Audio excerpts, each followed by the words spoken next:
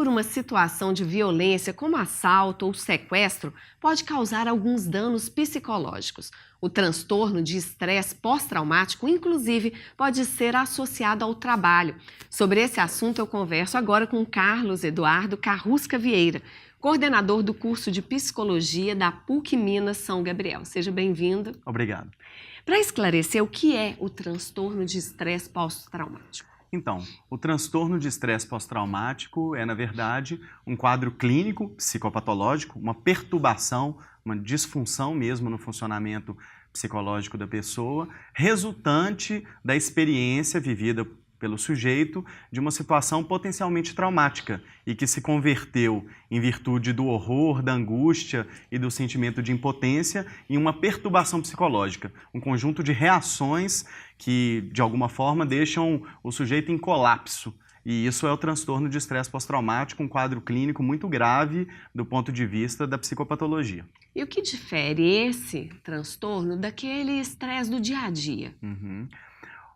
Na verdade, a maior parte das pessoas, seja no contexto de trabalho ou fora do contexto de trabalho, experimenta situações de estresse. Agora, uma boa parte dessas situações, poderíamos até dizer que a maior parte dessas situações não vai se converter em transtorno de estresse pós-traumático, porque o estresse é inclusive uma forma do organismo lidar com as situações do dia a dia. O estresse tem algum grau de importância também para o enfrentamento das situações de adversidade no nosso cotidiano. Mas o transtorno de estresse pós-traumático, ele é, na verdade, um quadro psicopatológico, uma perturbação e geralmente uma perturbação mais duradoura. Não é aquela situação excepcional de estresse que uma pessoa pode viver pontualmente, seja no contexto de trabalho ou na vida cotidiana. O estresse pós-traumático é, por exemplo, caracterizado por uma rica sintomatologia, que envolve inclusive flashbacks do evento traumático, reações de sobressalto, uma hiperatividade autonômica, ou seja, o sistema nervoso simpático está ativo e de forma, inclusive, a colocar a pessoa numa situação de instabilidade emocional durante um bom período do seu dia. E é ainda um transtorno que implica uma hipervigilância. Os sujeitos que são acometidos pelo transtorno de estresse pós-traumático e que desenvolvem essa perturbação, eles se veem quase sempre voltando à situação traumática, seja por lembranças, seja inclusive por estímulos, ainda que minimamente associados àquilo que aconteceu e que foi considerado traumático para a pessoa. Então a diferença é que o estresse faz parte do nosso cotidiano e o transtorno de estresse pós-traumático é, na verdade, um quadro clínico, psiquiátrico, diagnosticável e que, inclusive, tem tratamento. E como é feita a associação, desse transtorno de estresse pós-traumático ao contexto do trabalho? Nos dias de hoje, a gente visualiza com muita frequência trabalhadores que sofrem variadas formas de violência em seu contexto de trabalho. A gente poderia citar, por exemplo, a própria incidência da violência criminosa, que tem relação com a criminalidade, com fatores da segurança pública, mas também com o próprio contexto de trabalho, uma vez que se as pessoas podem ser assaltadas e sequestradas quando da execução do seu ofício, é porque o contexto de trabalho também permite isso. Mas a gente tem fatores externos, que têm relação com o trabalho, mas também fatores internos, associados, por exemplo, ao modo de gestão e organização do trabalho. Entra aí, por exemplo, uma situação bem típica nos dias de hoje e muito debatida na literatura científica, que é o assédio moral. O assédio moral é um dos fatores e uma das situações que pode, inclusive, ocasionar ou contribuir, ser um fator contributivo para o desenvolvimento do transtorno de estresse pós-traumático. Ainda a gente observa, por exemplo, em algumas categorias profissionais, evidentemente mais sujeitas a certas violências do que outras, uma incidência de situações de violência e situações potencialmente traumáticas que também levam ao desenvolvimento do estresse pós-traumático. É o caso, por exemplo, de trabalhadores bancários, é o caso de trabalhadores da vigilância, entregadores de correspondência, cartas, encomendas, transporte coletivo. Os motoristas sofrem muito com estresse pós-traumático, assim como policiais militares também. O senhor faz uma análise desses casos, na sua tese de doutorado sobre este assunto. Quais realidades foram abordadas? Então, minha tese de doutorado é, na verdade, um prolongamento de estudos que eu venho realizando há algum tempo junto à categoria dos vigilantes e também mais recentemente junto aos trabalhadores do setor bancário. Na tese de doutorado, meu objetivo principal foi entender um pouco melhor os mecanismos de passagem entre a experiência traumática e potencialmente traumática vivida por um sujeito no contexto de trabalho e o desenvolvimento de um transtorno de estresse pós-traumático, ou de uma neurose traumática, como de alguma forma é o nome que a gente passou a adotar, talvez o nome inclusive mais correto. Esses casos, né, que o senhor está citando e que o senhor levantou, eles tiveram o mesmo desfecho? Ou teve algumas diferenças em relação às vítimas? Sim, na verdade estudei especificamente o que foi apresentado na tese de doutorado, são 3 casos clínicos. O caso de um trabalhador da vigilância que enfrentou um assalto ao banco onde trabalhava, o caso de uma guardiã, uma vigilante, que enfrentou e testemunhou um suicídio de um colega de trabalho no seu local de trabalho, e o terceiro caso de um trabalhador do setor bancário, que foi sequestrado e permaneceu, enfim, refém durante mais ou menos 11 horas e que teve inclusive a sua família envolvida no sequestro. Nós visualizamos que nos 3 casos os desfechos são distintos e por razões também que a gente pode explicar. Por exemplo, o vigilante e a guardiã sofreram do estresse pós-traumático, foram acometidos por esse transtorno e não receberam, por exemplo, qualquer tipo de apoio por parte das empresas de vigilância para que eles pudessem, inclusive, se restabelecer. O vigilante, inclusive, ele volta a trabalhar assim que o assalto termina. Ele chega a me fazer uma pergunta em uma das entrevistas, se seria realmente prudente colocar de novo a arma na cintura de alguém que acaba de viver uma situação de tamanha tensão.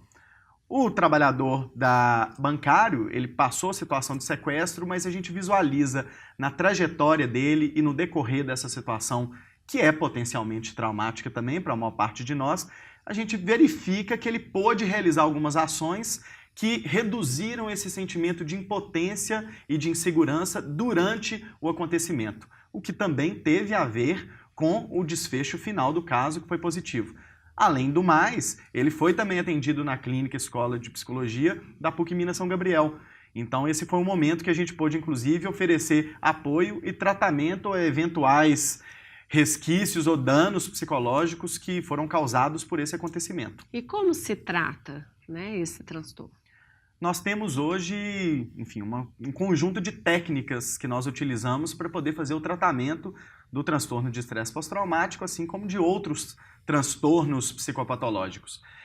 No caso específico do transtorno de estresse pós-traumático, que já teve o nome também de neurose de guerra, porque é um transtorno comum em veteranos de guerra que estão expostos a situações de combate, situações que qualquer um de nós considera de extrema relevância e de um impacto psicológico realmente significativo.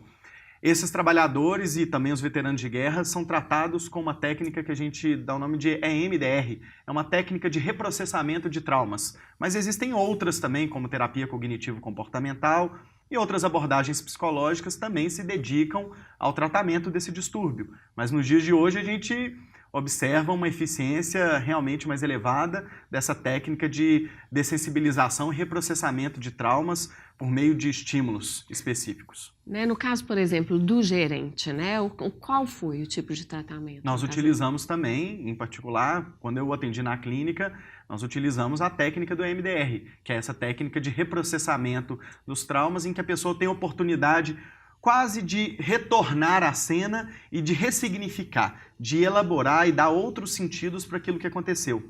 Porque o comum para o estresse pós-traumático é que a ficha não termina de cair. A pessoa fica vivendo um círculo vicioso, ela fica quase que aprisionada, como um disco arranhado, aprisionada naquele momento que foi traumático, e ela não consegue achar uma linha de fuga. Essa técnica, que inclui uma certa revivescência da situação traumática, permite à pessoa encontrar saídas e dar sentidos diferentes, inclusive, para aquela experiência emocional que foi vivida de forma tão intensa. E como identificar esse tipo de estresse? Tem alguns sintomas? Sim. Na verdade, o estresse pós-traumático ainda, de alguma forma, é pouco identificado, muitas vezes, inclusive pela área clínica. porque ele tem uma sintomatologia muito rica. Então, isso faz com que as pessoas confundam sintomas de estresse pós-traumático com outros transtornos mentais. É até muito característico do estresse pós-traumático a comorbidade, a junção de outro e o aparecimento de outros transtornos junto daquele. Então, é comum ver, por exemplo, uma pessoa com estresse pós-traumático e também com quadro depressivo.